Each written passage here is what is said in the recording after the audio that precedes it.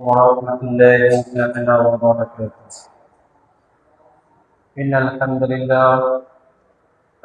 لله حمدا طيبا كثيرا مباركا فيه، والصلاة والسلام على رسولنا ونبينا وحبيبنا وطبيبنا ومولانا محمدا عبده ورسوله صلى الله تعالى عليه وعلى آله وأهل بيته وسلم.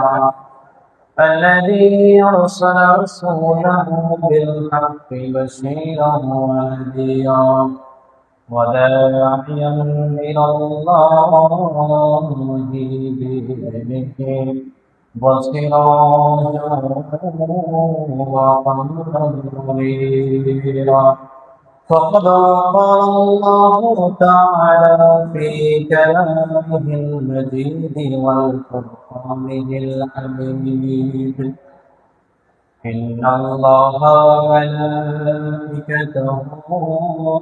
يصلون على النبي يا أيها الذين آمنوا صلوا عليه وسلموا تسليما. اللهم صل على سيدنا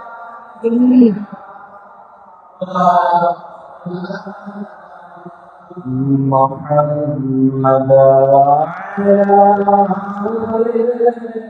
سيدنا رسول محمد. اللهم صل على سيدنا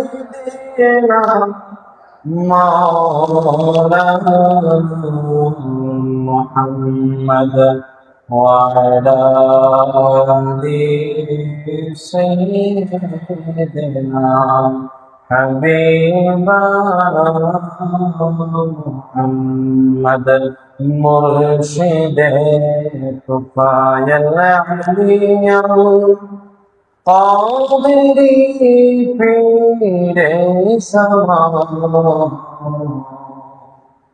مرشد مسترشد علی قادری پیر سما مرشد زو سما کا آزمر سے پاک ہے. اللہم صلی علی سیدنا مولانا محمد وعلى آل سيدنا رسولنا محمد.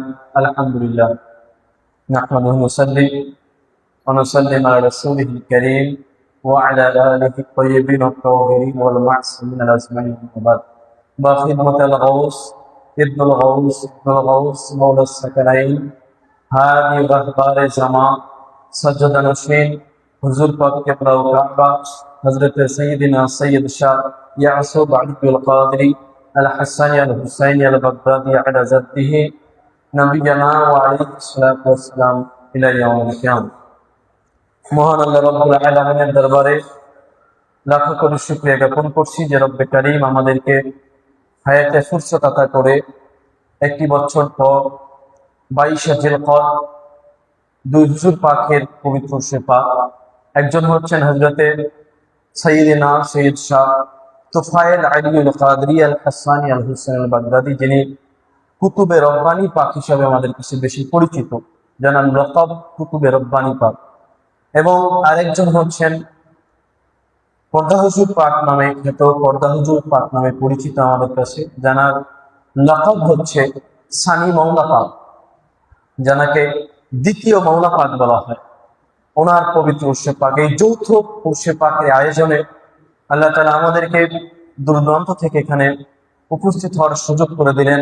সেই মহান মুনিবের দরবারে শুকরিয়া আদায় করি, সকলে করি আলহামদুলিল্লাহ।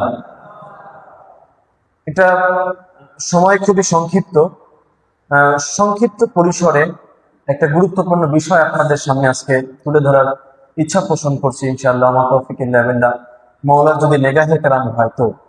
আল্লাহ তাআলা বলছেন, ওয়াসবির নাফসাকা মা'আল্লাযীনা ইয়াদউনা রাব্বাহুম বিল গাদাতি ওয়াল আশিয়্যি ইউরিদুনা ওয়াজহাহু ওয়া লা তা'দু আইনাকা আনহুম।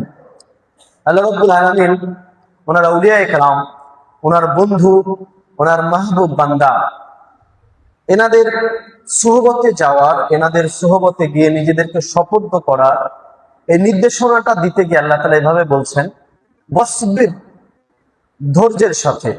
প্রথম কথাটা হচ্ছে সবরের সাথে, ধৈর্যের সাথে। আপনি আল্লাহর ওলিদের দরবারে যাবেন, আল্লাহ ওয়ালাদের সান্নিধ্যে যাবেন, এই নির্দেশনাটা আল্লাহ তাআলা দিচ্ছেন কোরআনে। নির্দেশনা দিতে গিয়ে আল্লাহ রাব্বুল আলামিন নির্দেশ দেওয়ার আগে বলতেছেন ওয়াসবির, ধৈর্যের সাথে। যারা সবর করো, নিজের ভিতরে ধৈর্যের একটা মাকাম তৈরি করো। এখন আল্লাহ তাআলা বলেন নাই যে আমার ওলিদের কাছে যাও, এটা বলার আগে আল্লাহ আগে বলছেন ওয়াসবির, ধৈর্যের সাথে।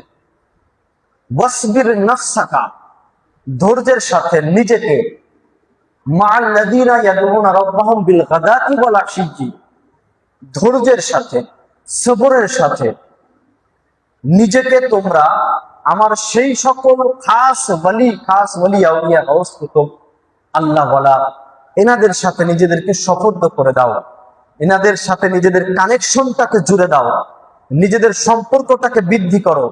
যারা সকাল সন্ধ্যা আল্লাহর জিকিরের মধ্যে নিজেদেরকে শামিল রাখেন, তাদের সাথে নিজেদের সম্পর্ক বৃদ্ধি করো, তাদের সান্নিধ্যে নিজেদেরকে সঁপে দাও।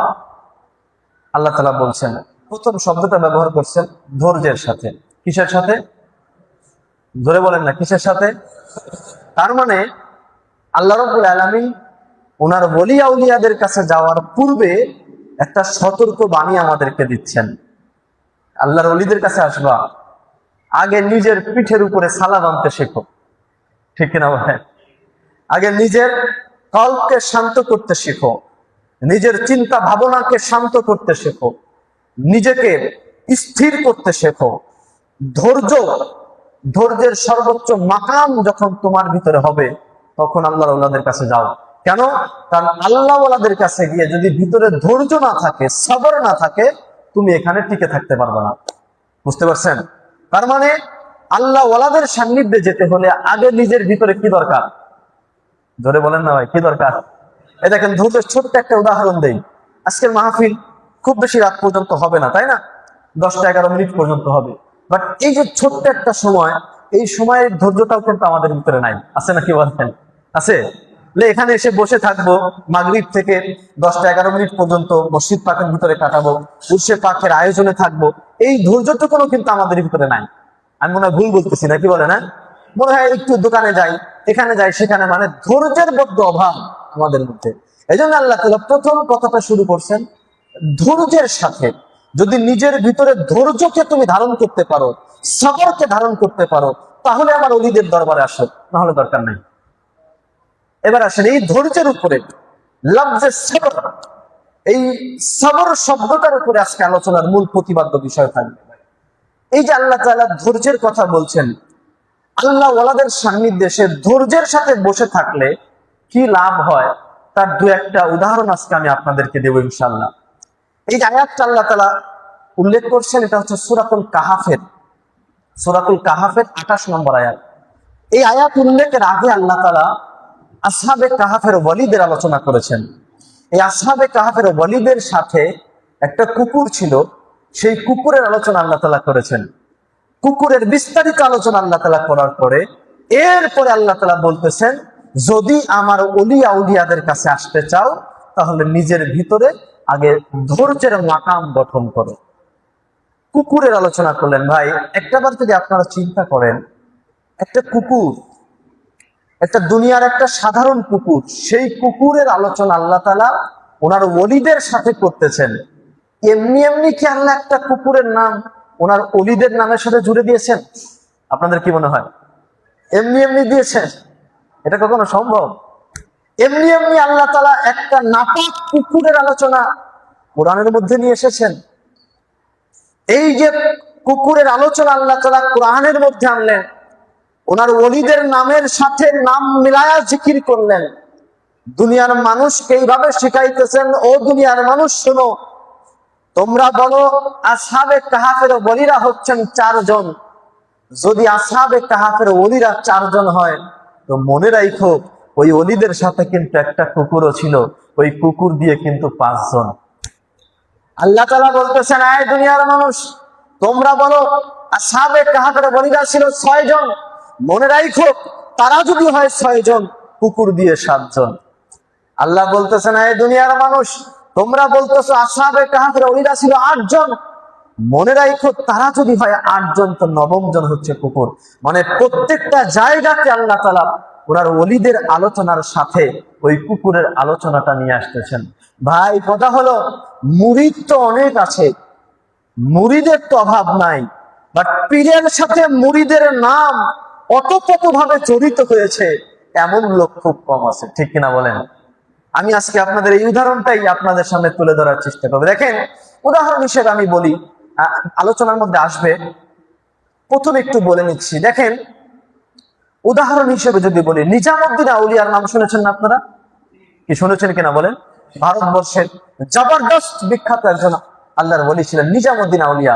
এনার নাম নেওয়ার সাথে সাথে এনার একজন খাস মুরিদ আমির খসরুর নামটাও চলে আসে।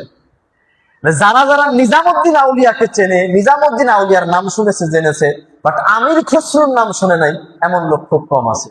বাট নিজামুদ্দিন আউলিয়া হচ্ছেন একজন পীর, আর আমির খসরু হচ্ছে লক্ষ লক্ষ মুরিদানের মধ্যে একজন মুরিদান। কি ঠিক কিনা বলেন? তো পীরের নাম তো ভাই সমাজের মধ্যে আলোচনা হবেই, বাট লক্ষ লক্ষ কোটি কোটি মুরিদানের ভিতর থেকে বাছাইকৃত একজন মুরিদের নাম পীরের সাথে অতপ্রতভাবে জড়িত হয়, এমনি এমনি হয় না, এমনি এমনি এটা হয় না। ভাই মুরিদ তো অনেক আছে, হুজুরের পীর ও মুর্শিদ পাক, হুজুর পুন্নুর পাক হযরত সাইয়েদনা সৈয়দ শাহ ইরশাদ আলীউল কাদরি আল হাসানী আল হোসেন আল বাগদাদি, উনি অনেক ঢিলে ঢালা জামা কাপড় পরতেন। ওনার জামা কাপড় গুলো খুব ঢিলে ঢালা ছিল এবং পকেট বুক ছিল অনেক, জামা কাপড় ভরে অনেক পকেটওয়ালা জামা কাপড় পরতেন। একদিন ওনার এক মুরিদ জিজ্ঞাসা করতেছেন, হুজুর পাক আপনার কাছে একটা আরজি আছে, এত ঢিলে ঢালা এত পকেটওয়ালা জামা কাপড় আপনি কেন পরেন? তো হুজুরে পুন্নুর পাক হযরত সাইয়েদনা সৈয়দ শাহ ইরশাদ আলীউল কাদরি আল হাসানী আল হোসেন আল বাগদাদি, আজকে জানার উর্শে পাক ওনার আব্বা জান, উনি বললেন, আমি এত ঢিলে ঢালা জামা কাপড় পরি এবং এত পকেটওয়ালা জামা কাপড় পরি এই কারণে যে আমি আমার এই পকেটের ভিতর করে আমি তোমাদেরকে, আমার মুরিদদেরকে শাফায়াত করে জান্নাতে নিয়ে যাব। তো এখন যখন এই কথা বলা হয়েছে, তখন সেই খাদেম সাহেব মুরিদ, উনি বলতেছেন, হুজুর পাক কি বললেন আপনি এটা?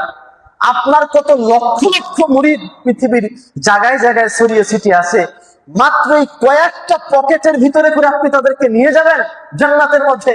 এটা কেমনে সম্ভব? হুজুর পুন্নুর পাক বললেন, তুমি তো দেখো অনেক মুরিদান আমার সামনে দিয়ে ঘোরে, বাট আমি তো দেখি না, আমি তো দেখি না। হে বৎস শোনো, যেমনি ভাবে একটি আম গাছে যখন আপনার কি বলে ওটাকে কুশি আসা শুরু করে, গোল ধরা শুরু করে, তারপরে সেখান থেকে গুটি হয়, সেখান থেকে করালি হয়, সেখান থেকে আমে পরিণত হয়, তারপরে গিয়ে আম পাকে। একটা গাছে যেমন কোটি কোটি গোল ধরতেছে আমের, কিন্তু সর্বশেষ গিয়ে সেই আমের থেকে রেজাল্টটা কিন্তু খুবই কম আসে, ঠিক কিনা? একটা গাছে যত গোল ধরে আম কি তত হয় নাকি ভাই? ধরে বলেন না ভাই, হয়। অনেক ঝড় ঝাপটা এই বিভিন্ন ব্যাপারে অনেক গোল ঝরে গিয়ে লাস্টে গিয়ে যেগুলো টিকে থাকে সেগুলোই প্রকৃত আমে পরিণত হয়। তো হুজুর পুন্নুর পাক বলছেন, ঠিক তেমনি ভাবে তুমি দেখতেছো আমার অনেক মুরিদ, তুমি দেখতেছো আমার অনেক মুরিদ, বাট আমি তো দেখি না। তো ভাই বলতেছি যে লক্ষ মুরিদানের ভিতর থেকে একজন মুরিদ হয়ে ওঠা, চারটেখানি কথা নয়। সারা পৃথিবীর মধ্যে কোটি কোটি কুকুর রয়েছে ভাই, কোটি কোটি কুকুর রয়েছে। আমাদের বাড়িতে, আপনার বাড়িতে, অমুকের বাড়িতে, তমুকের বাড়িতে, রাস্তাঘাটে কোটি কোটি কুকুর রয়েছে ভাই। সেই সারা পৃথিবীর সৃষ্টিকুলের শুরু থেকে শেষ পর্যন্ত এই কত শত বিলিয়ন বিলিয়ন কুকুরের ভিতর থেকে একটা কুকুর হয়ে ওঠা চারটেখানি কথা নয়। যে একটা কুকুর, সারা পৃথিবীতে কত বিলিয়ন বিলিয়ন কুকুরের জন্ম হয়, তার ভিতর থেকে মাত্র একটা কুকুরের আলোচনা আল্লাহ কোরআনে করতেছেন ওনার ওলিদের সাথে। চারটেখানি কথা নয়। এমনি এমনি এটা হয় নাই, এমনি এমনি এটা হয় নাই। আমার আল্লাহ তাআলা যে বলছেন ওয়াসবির, ধৈর্যের সাথে আমার ওলিদের কাছে আসো। এই ধৈর্যের পরিচয়ে যারা নিজেদেরকে বিজয়ের সর্বোচ্চ পর্যায়ে নিতে পারছে, একমাত্র তাদের নামই তাদের পীরের সাথে জুড়ে দেওয়া হয়েছে। সুবহানাল্লাহ। কথা কি বুঝতে পারছেন ভাই? এই যে কুকুর, কুকুরের কথা বলবো, নিজামুদ্দিন আউলিয়ার আমির খসরুর কথা একটু বলবো, আরো কয়েকটা উদাহরণ আছে। যেমনি ধরেন রাসূল পাক সাল্লাল্লাহু আলাইহি ওয়াসাল্লাম, আমার কথা কি বুঝতেছেন আপনারা? রাসূল পাক সাল্লাল্লাহু আলাইহি ওয়াসাল্লামের জামানার কথা, উনি সিরিয়াতে যখন উঠন্তি বয়স, 11-12 বছর বয়স, সেই সময়ে উনি ওনার চাচাজান হযরতে খাজা আবু তালিব আলাইহিস সালামের সাথে ব্যবসার উদ্দেশ্যে, বাণিজ্যের উদ্দেশ্যে সিরিয়ায় রওনা দিয়েছিলেন। এটা আপনারা জানেন, শুনেছেন অনেক। যাওয়ার সময়ে জর্ডান মরুভূমির ভিতর দিয়ে রাসূল পাক সাল্লাল্লাহু আলাইহি ওয়াসাল্লাম যাচ্ছিলেন। ওই জর্ডান মরুভূমি আশেপাশে 150 কিলোমিটার ব্যাপী একটা মরুভূমি, বিশাল বড় মরুভূমি। সেই মরুভূমির মাঝখানে একটা গাছ দাঁড়িয়েছিল, একটা গাছ দাঁড়িয়েছিল, যেই গাছটাকে সাহাবী গাছ বলা হয়। ওই গাছ, ওই আশেপাশে 150 কিলোমিটারের ভিতরে কোনো বাড়ি ঘর ছিল না, কোনো নদী নালা খালবিল ছিল না, কোনো পানির কোনো অবস্থা ছিল না। ভাই, কোনো গাছ পানি ছাড়া বাঁচতে পারে? একটু কথা বলেন না ভাই। বাঁচতে পারে। আমরা জানি গাছ অনেক দূর থেকে পানি শোষণ করে নিতে পারে, বাট 150 কিলোমিটার দূর থেকে নিতে পারে না। বুঝতে পারছেন? একটা গাছ আপনি এখানে লাগাবেন, এই গাছ ওই ঢাকা থেকে পানি শোষণ করে নিতে পারবে? কি বলেন ভাই, নিতে পারবে? সম্ভব না। বাট একটা গাছ জর্ডান মরুভূমির মধ্যে দাঁড়িয়ে আছেন, 150 কিলোমিটার ব্যাপী, না কোনো বাড়িঘর আছে, না কোনো মানুষের যাতায়াত আছে, না কোনো নদী নালা খালবিল পাহাড় পর্বত, কিচ্ছু নাই। সেই গাছ ওই ধুধু মরুভূমির মধ্যে ওই উত্তপ্ত রৌদ্রের তাপ সহ্য করে সেখানে দাঁড়িয়ে আছে, বছরের পর বছর, যুগের পর যুগ সেখানে দাঁড়িয়ে আছে। একটা কারণে, যে একদিন রাহমাতাল লিল আলামিন নবী এই মরুভূমির ভিতর দিয়ে যাবে। আর আমি এই মরুভূমির মধ্যে এই চিন্তা নিয়ে দাঁড়িয়ে আছি যে যেদিন আমার নবী এই মরুভূমির ভিতর দিয়ে হেঁটে যাবে, সেদিন আমি আমার নবীর জিয়ারত করে নিব। সুবহানাল্লাহ। এই যে একটা গাছ, যেই গাছের কোনো আলোচনা আমাদের সমাজের মধ্যে হয় না ভাই। হাজার হাজার লক্ষ লক্ষ গাছ আমাদের আশেপাশে রয়েছে। এই এত গাছের ভিতর থেকে একটা গাছ হয়ে গেল, সে এমন একটা গাছ হলো যে আজও পর্যন্ত আল্লাহ রাসূল সাল্লাল্লাহু আলাইহি ওয়াসাল্লাম দুনিয়া থেকে বিদায় গ্রহণ করেছেন, প্রায় 1450 বছর হয়ে গেছে ভাই। এই 1450 বছর পর্যন্ত, এখনো পর্যন্ত সেই গাছটা ওই জর্ডান মরুভূমির ভিতরে, আশেপাশে 150 কিলোমিটার মরুভূমি, তার মাঝখানে আজও পর্যন্ত সেই গাছটা মাথা উঁচু করে দাঁড়িয়ে আছে। এবং কিয়ামত তক ওই জর্ডান মরুভূমির মধ্যে ওই গাছটা কিন্তু দাঁড়ায় থাকবে ভাই। তো হাজারো গাছের ভিতর থেকে একটা গাছ হয়ে গেল, যেই গাছ আমার নবীর সাথে তার কোনো সম্পর্কই থাকার কথা ছিল না, শুধুমাত্র আমার নবীর প্রেমের মধ্যে নিজেকে শামিল করার কারণে, আমার নবীর প্রেমের মধ্যে নিজেকে দেওয়ানা করার জন্য একটা গাছকে আল্লাহ রাব্বুল আলামিন আজও পর্যন্ত ওই মরুভূমির মধ্যে দাঁড় করায় রাখছেন। এবং কি সেই গাছের ভিতর থেকে এমন একটা খুশবু, মিশক আম্বারের ঘ্রাণ আল্লাহ তাআলা দিয়ে দিয়েছেন, যে আশেপাশ দিয়ে যারা ওইখান দিয়ে যায়, ওই গাছের ঘ্রাণে তারা নিজেদেরকে মুগ্ধ করে ফেলে। আপনি যদি একটাবার চিন্তা করেন, গাছের কোনো আলোচনা আমাদের কাছে আসার কথা ছিল না, সেই গাছও আমার নবীকে ভালোবাসে, আমার নবীর প্রেমে দেওয়ানা হয়ে পাগলামি করেছে ভাই। এমন পাগলামি করেছে, খানা পিনা ছেড়ে দিয়ে ওই মরুভূমির মধ্যে দাঁড়াইছিল। আমার আল্লাহ তার গুণগান কিয়ামত তাক মানুষের কাছে পৌঁছায় দিচ্ছেন। ঠিক কিনা বলেন? কিসের কারণে ভাই? প্রেমের কারণে। বলেন না, কিসের কারণে? আপনি প্রেম করবেন, মানুষ আপনাকে পাগল বলবে না, তো আপনি কিসের প্রেমিক ভাই আমাকে বলেন? আপনি প্রেমের মধ্যে নিজেকে ডুবাবেন, মানুষ আপনাকে পাগল বলবে না, তাহলে আপনি কিসের প্রেমিক বলেন? লাইলি মজনুর এত আলোচনা আমরা শুনি, লাইলি মজনুর এত আলোচনা শুনি। মজনু তার নাম তো ছিল কায়েস, তার নাম তো মজনু ছিল না। মজনু ছিল নাকি বলেন? তার নাম কি ছিল বলেন? হযরতে কায়েস, তার নাম হযরতে কায়েস। কিন্তু লাইলির প্রেমে এমন ভাবে দিওয়ানা হয়েছে, মানুষ তাকে পাগল বলতে শুরু করেছে। আর পাগলের আরবি হচ্ছে মজনু। পাগলের আরবি কি বলেন? মজনু। মজনু মানে পাগল, মানুষ তাকে পাগল বলতে শুরু করেছে। এমন পাগল, এমন দিওয়ানা হয়েছে, রাস্তা দিয়ে হেঁটে একদিন হাইটে যাইতেছেন, এক ব্যক্তি নামাজ আদায় করতেছেন, যায় নামাজে দাঁড়ায়া না, যায় নামাজের সামনে দিয়ে চলে গেছেন। যে ব্যক্তির নামাজ আদায় করতেছে, তো সেই ব্যক্তির নামাজ তুরামোড়া করে ছেড়ে দিয়ে ডাক দিছে, এই পাগল দাঁড়াও, তোমার পাগলামের কিছু কই। এমন পাগল হইছো, আমি যে নামাজ আদায় করতেছি তোমার এটাও চোখে পড়ে না? নামাজের সামনে দিয়ে তুমি ধাই ধাই করে হেঁটে চলে যাইতেছো, কিচ্ছু মনে করতেছো না?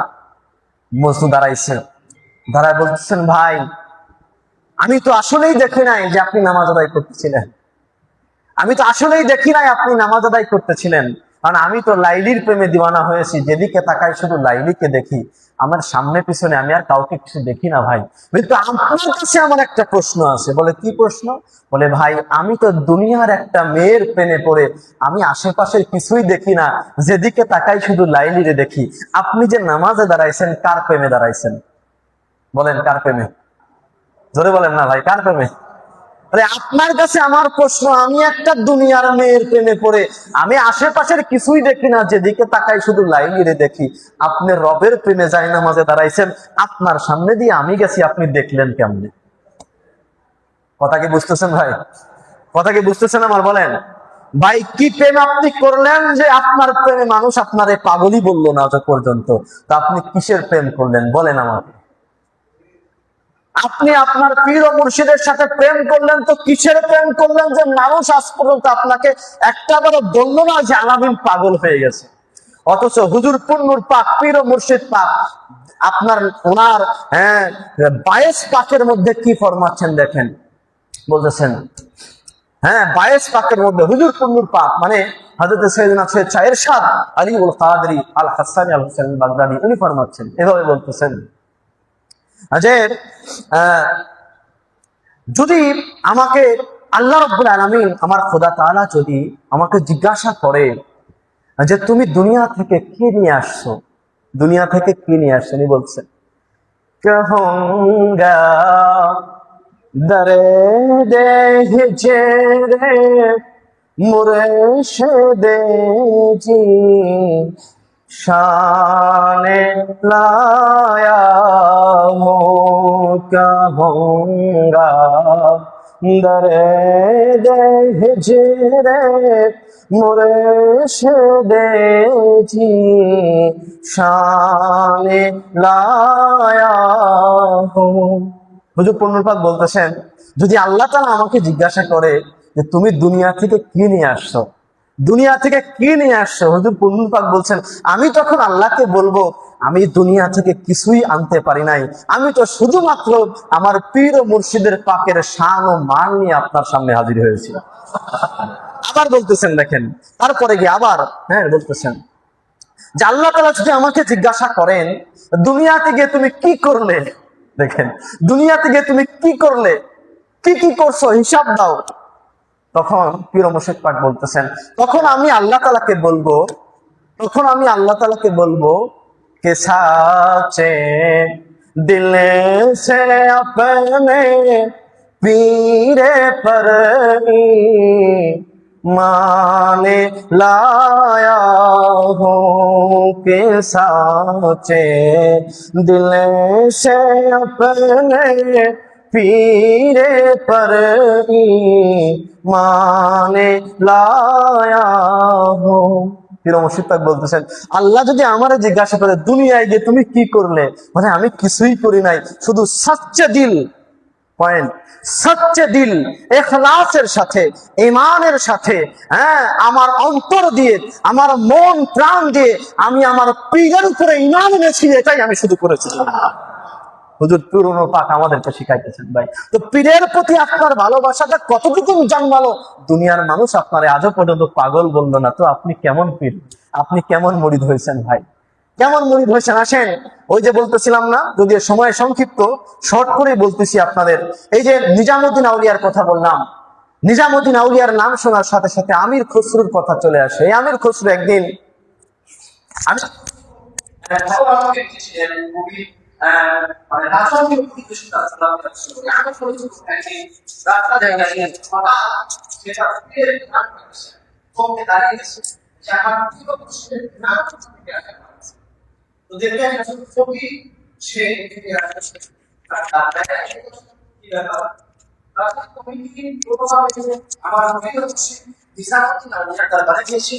মানে হ্যাঁ, নিজামুদ্দিন আউলিয়ার দরবার থেকে আমি কেবল আসলাম। তো আচ্ছা আচ্ছা, তো নিজামুদ্দিন আউলিয়ার দরবারে গিয়েছো, সে তোমাকে কি দিয়েছে?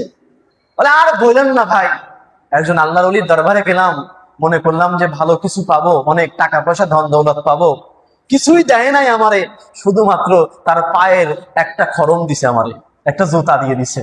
বলেন তো ভাই, যদি জুতা এক জোড়া দিত তাও তো ভালো হতো, আমি ব্যবহার করতে পারতাম, এই একটা জুতা দিয়ে আমি কি করব? বলছেন এই একটা জুতা দিয়ে আমি কি করব? আমির খসরু বলতেছে, ফকির, তুমি তোমার এই জুতাটা কত টাকার বিনিময়ে তুমি আমার কাছে বিক্রি করবা বলো, তুমি আজকে যা চাইবা আমি তোমাকে তাই দিব। তখন ওই ফকির বলতেছে, পাইছি একটা পাগল আজকে, জুতা কিনতে চাইতেছে আমার কাছ থেকে, চেয়ে নেব। হ্যাঁ, তো সেই সময়ের হিসাব বলা হয় প্রায় 1500 দিরহাম। হ্যাঁ, 1500 দিরহাম সেই ফকির চেয়ে বসলো, বলে আমি এই জুতাটা তোমাকে দিতে পারি, 1500 দিরহাম আমাকে দেয়া লাগবে। আমির খসরু তার ঘোড়াটা এবং তার শরীরে যত স্বর্ণ অলংকার ছিল সবকিছু খুলে একটা জায়গা থেকে শুধু একটা কাপড় শরীরে জড়ায়া সব মিলে হিসাব করে বললেন, আমার এই সব কিছুর মূল্য 1300 দিরহাম হইতেছে, আপনার কি চলবে? ফকির মিট মিট মিট করে হাসতেছে, মিট মিট করে হেসে বলতেছে, এত কিছু দেওয়ার পরে বলতেছে তোমার কি চলবে? বলে হ্যাঁ চলবে। তো ফকির সেগুলো নিয়ে হাঁটা দিছে। আমির খসরু সেই একটা জুতা মোবারক, একটা জুতা মোবারক মাথার উপরে নিয়ে এবার হাঁটতে চলেছেন পীরের দরবারের দিকে। আমার পীর ও মুর্শিদ পাকের এই খরম মোবারক তার পর্যন্ত আমাকে পৌঁছে দেয়া লাগবে। রওনা দিয়েছেন। এদিক দিয়ে নিজামুদ্দিন আউলিয়া মুরাকাবা মুশাহাদায় বসে গেলেন। মুরাকাবা মুশাহাদায় বসে বসে আল্লাহর কাছে হাত তুলে বলছেন, রব্বুল আলামিন, তোমার সৃষ্টিকুলের মধ্যে যত ঝড় তুফান আছে তুমি সব চালু করে দাও। ঝড় শুরু হয়ে গেল, তুফান শুরু হয়ে গেল, এত জোরে ঝড় হইতেছে যে আমির খসরু হাঁটতেছেন, এক পা লাগাইতেছেন তো দুই পাও পিছায় আসতেছেন, এত বেগে ঝড় হইতেছে। তারপরেও সে তার পীরের দরবারের দিকে রওনা হয়েছে। যাইতেছেন, কোন কাটার মধ্য দিয়ে চলে যাচ্ছেন, কাদার মধ্য দিয়ে চলে যাচ্ছেন, পানির মধ্য দিয়ে চলে, কোথা দিয়ে যাইতেছেন এদিকে তার কোনো খেয়াল নাই।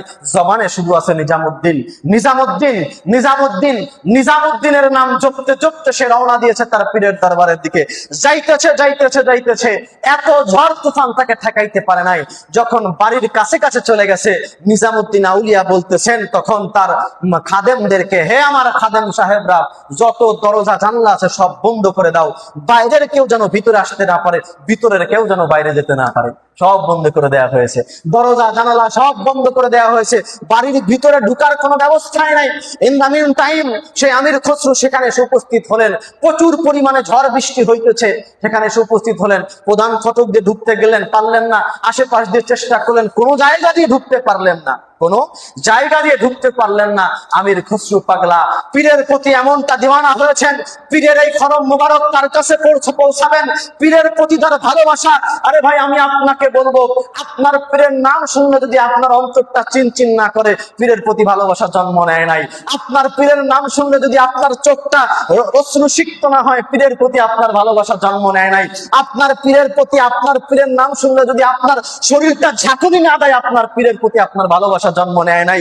ভাই আমির খসরু, আমির খসরু পাগলা চতুর্দিক দিয়ে খুঁজতেছেন, কোন দিক দিকে যখন ঢুকার সুযোগ পায় না, তখন আমির খসরু ওই যে ড্রেন ছিল, যে ড্রেন দিয়ে বাড়ি থেকে পানি বের হতো, সেই ড্রেনের ভিতরে মাথাটা ঢুকাই দিছে।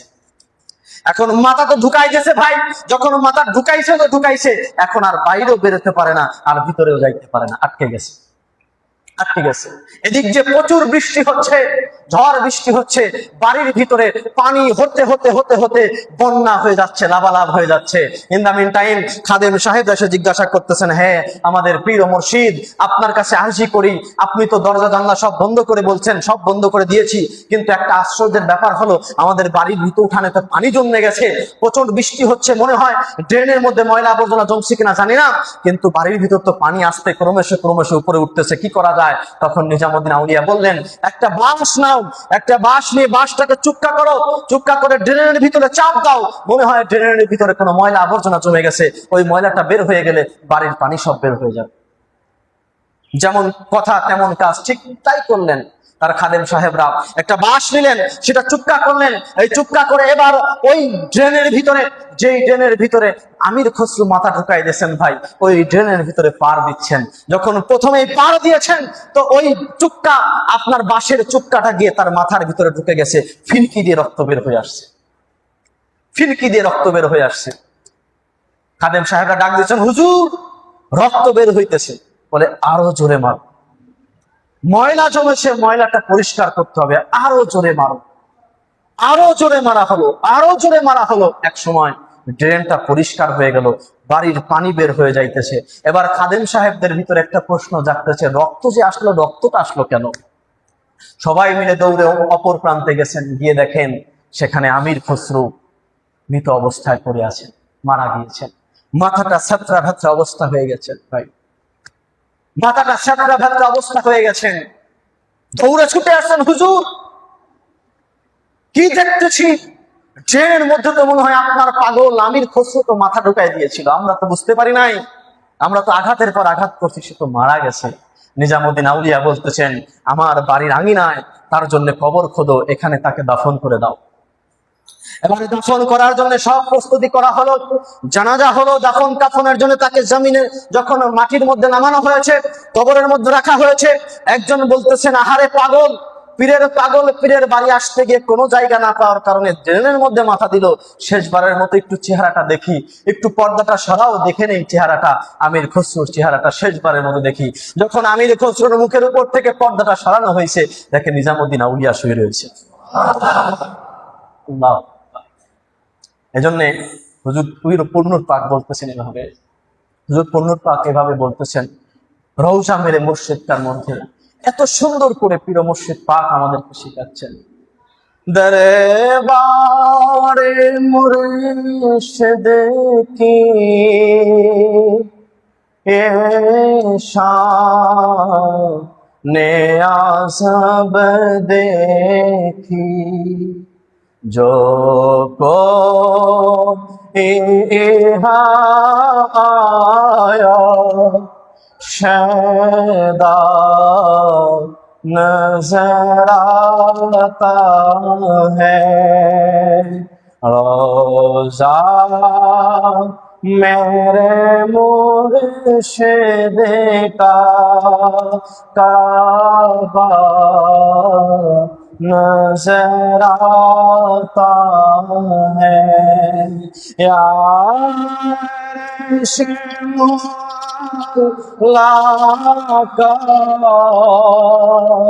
नक्शा नजर आता है। হুজুর পূর্ণ পাক বলতেছেন, দরবারে মুর্শিদ, মুর্শিদের দরবারে যখন আসি কত আজব খেলা আমরা এখানে দেখি, जो कोई यहाँ आया शैदा नजर आता है, যেখানে কত মানুষ আসে, কিন্তু মনে রাখো তুমি তোমার যেই মনের ফরিয়াদ নিয়ে আসো, তোমার ভিতরে যদি ভালোটাও থাকে, খারাপটাও থাকে, মন্দটাও থাকে, সব শায়দার মতো ক্লিয়ার হয়ে যায়। শায়দা হচ্ছে এমন একটা জিনিস, সম্রাট আকবরের সময়ে সম্রাট শাহজাহানের দরবারে একটা প্লেট বানানো হয়, যেই প্লেটটার গুণগান ছিল এমন, যে প্লেটটার নাম ছিল শায়দা। এই প্লেটটার মধ্যে যখন কোনো খাবার দেওয়া হতো, সেই খাবারের মধ্যে যদি কোনো বিষ থাকতো, তাহলে অটোমেটিক খাবারের কালার চেঞ্জ হয়ে যেত। এমন একটা প্লেট ছিল, যেই প্লেটটা ওই সম্রাট শাহজাহান তৈরি করেছিলেন, যেন কোনো দুর্বৃত্তরা খাবারের মধ্যে কোনো কিছু মিশায়া তারে মারতে না পারে। তার নাম হচ্ছে শায়দা। হুজুরে পূর্ণুর পাক ওই শায়দা শব্দটা ব্যবহার করতেছেন, তুমি তোমার অন্তরের মধ্যে কি নিয়ে আসতেছে এখানে, তুমি টাকার জন্য আসতেছো, ধন দৌলতের জন্য আসতেছো, না প্রেমের টানে আসতেছো, না তোমার মুর্শিদের জন্য আসতেছো। হুজুর পন্নুর পাক বলতেছেন, জো কোই আয়া শায়দ নজর আতা হে, তোমার অন্তরে তুমি যা কিছু নিয়ে আসবা, এই জায়গা এই দরবারে যখন তুমি ঢুকে আসবা, সমগ্র কিছু দিনের আমার মতো তখন পরিষ্কার হয়ে যাবে। তুমি মনে করো না তোমার অন্তরে এটা আছে, তোমার পীর জানে না। তুমি মনে করো না তোমার মাথার মধ্যে এটা চলতেছে, তোমার পীর জানে না। হুজুর পন্নুর পাক বলতেছেন, এটা দরবারে মুর্শিদ, এটা মুর্শিদের দরবার, এটা মৌলা পাকের দরবার, এটা হুজুর পাকের দরবার। এই দরবারে যখন তুমি আসবা, তোমার ভিতরে কি আছে এটা আলাদা করে বলতে হবে না, কারণ তুমি যখন এখানে আসবা, এই দরবারটা হচ্ছে সায়দা। এই দরবারটা কি বলেন? সায়দা। পন্নুর পাক বলছেন এটা সায়দা। এখানে যখন তোমাকে রাখা হয়, তোমার ভিতরে কি আছে সব স্ক্যান করা হয়ে যায়, অটোমেটিক বের হয়ে যায় ভাই। এই জন্য পীরের দরবারে আসবেন, পীরের প্রতি পাগল করতে হবে ভাই। ওই যে পীরের সাথে আপনার নাম যখন জুড়তে চাইবেন, যদি আপনি পাগল না হন, তো পীরের সাথে আপনার নাম জুড়ে দেওয়া সম্ভব নয়। আজকের আলোচনার মূল সামারি এটাই ছিল ভাই, যে আসহাবে কাহাফের ওয়ালিদের সাথে কুকুরের নামটা আল্লাহ তাআলা জুড়ে দিয়েছেন, কারণ কুকুর এই পরীক্ষায় পাশ করেছে। আবার ওই জর্ডান মরুভূমির মধ্যে দাঁড়িয়ে থাকা একটা গাছ কিয়ামত তাক আল্লাহ তাআলা দাঁড় করে রাখছেন, কারণ আমার নবীর প্রেমের মধ্যে দেওয়ানা হয়ে সে পাগলামি করেছে। ঠিক তেমনি ভাবে নিজামুদ্দিন আউলিয়ার দরবারের আমির খসরু নিজামুদ্দিন আউলিয়ার প্রতি ফানা হয়ে পাগলামি করেছিল, তার নামের সাথে, নিজামুদ্দিন আউলিয়ার নামের সাথে তার মুরিদের নামটা জুড়ে গিয়েছে। আপনিও যদি এখানে এসে আপনার পীর ও মুর্শিদের প্রতি সেই রকম তাজিম, মুহাব্বত, ভালোবাসার সাগরের মধ্যে ডুব দিতে পারেন, আপনার পীরের সাথে আপনার নামটাও আমার আল্লাহ তাআলা জুড়ে দিবে, কোনো সন্দেহ নাই। আল্লাহ রাব্বুল আলামিন আমাদের দ্বীনের সঠিক বুঝ দান করুক, ইহদিনাস সিরাতাল মুস্তাকিমের উপরে প্রতিষ্ঠিত রাখুক। আজকের এই হাজিরানাকে কবুল আর মঞ্জুর করেন, সকলে পড়েন আমিন আমিন আমিন সুম্মা আমিন।